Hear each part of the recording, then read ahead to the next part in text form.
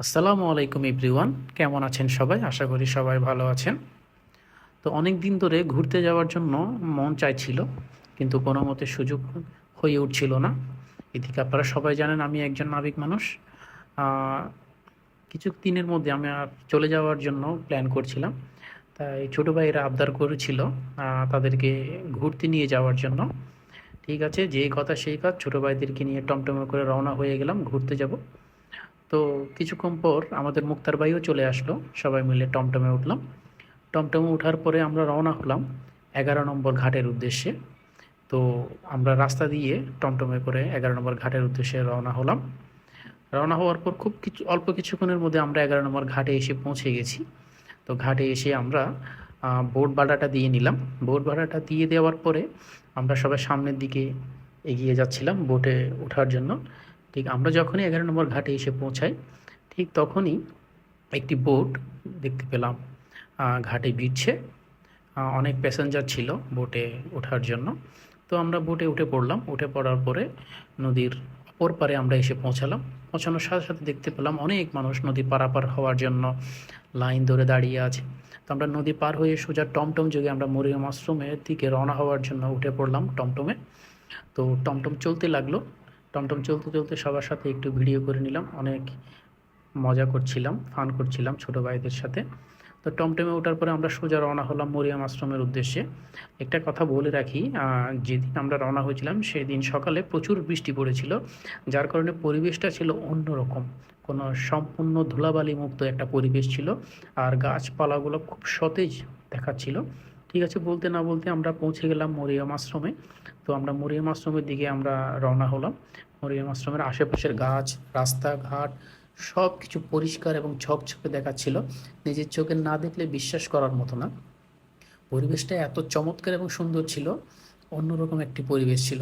তো সবাই মিলে মরিয়ম আশ্রমের দিকে রওনা হওয়ার পরে আমরা চলে যাচ্ছি কোরিয়ান ইপিজেডের দিকে। তো আমরা কেউ জানি না আসলে কোরিয়ান ইপিজেডটা আসলে কোন দিকে বা কিভাবে যেতে হয়। তো আমাদের গাইডলাইন হিসেবে আমাদের ইশতিয়াক শুভকে আমরা নিযুক্ত করি। সে অনেক কিছু জানে, সে অনেক ট্রাভেল করে, যার কারণে তার অনেক অভিজ্ঞতা কিভাবে কোথাও যাইতে হবে এবং কিভাবে ওই জায়গা থেকে বের হয়ে আসতে হবে, তার অনেক কিছুই জানা। তো আমরা ঘুরতে ঘুরতে দেখতে পেলাম খ্রিস্টানদের অনেকগুলো কবর সুন্দর করে সাজানো আছে। তো কবরগুলো আসলে এত টিপটপভাবে ছিল, এত সুন্দর ছিল কবরগুলো, দেখতে অনেক ভালো লাগলো। তো আমরা আসলে অনেক ক্লান্ত ছিলাম, টায়ার্ড ছিলাম সবাই। অনেক হাঁটা চলার পথ, পাহাড়ি পথ পাড়ি দিয়ে আমরা ছোট্ট একটি টঙের দোকানে এসে পৌঁছালাম সবাই মিলে একটু হালকা চা নাস্তা খাওয়ার জন্য। তো টঙের দোকান থেকে চা নাস্তা খেয়ে আমরা বেরিয়ে পড়লাম কোরিয়ান ইপিজেডের দিকে।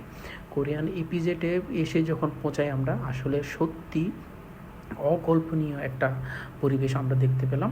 একটি লেকের মতো সুন্দর একটি লেক ছিল। লেকের ওপর পরে যে বিল্ডিংটা দেখতে পাচ্ছেন, বিল্ডিংটা এত সুন্দর ছিল বলে বোঝানোর মতো না। আর পরিবেশ সম্পর্কে কি বলবো, বলে আগেই বলেছিলাম, যেদিন আমরা বেড়ানোর জন্য বেরিয়ে পড়েছি সেদিন সকালে অনেক বৃষ্টি হয়েছিল, যার কারণে পুরো পরিবেশটা ছিল পুরো সুন্দর সাজানো এবং গুছানো। পুরো সবুজ প্রকৃতিতে হারিয়ে গেলাম সবাই। তো ছোটো ভাইদেরকে নিয়ে অনেক মজা করছিলাম, সুন্দর পরিবেশ প্রকৃতি আমরা উপভোগ করছিলাম। তো সবাই মিলে একটু আড্ডায় মেতে পড়লাম। সবাই অনেক হাঁটছি, আড্ডা করছি, গান করছি, সুন্দর একটি পরিবেশ আমরা সবাই মিলে উপভোগ করছিলাম। সবাই হাঁটতে হাঁটতে সুন্দর গালিচা, সবুজ গালিচাতে আমরা হাঁটছিলাম।